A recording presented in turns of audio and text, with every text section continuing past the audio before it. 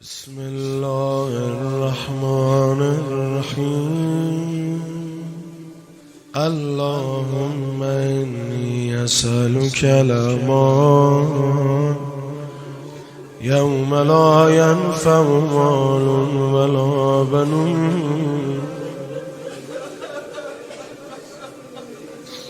إلا من أتى الله بقلب سليم. وأسألك الأمان يوم يعض الظالم على يديه يقول يا ليتني اتخذت مع الرسول سبيلا.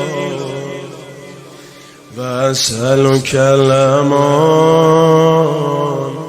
يوم يعرف المجرمون بسيماهم فيؤخذ بالنواصي والأقدام.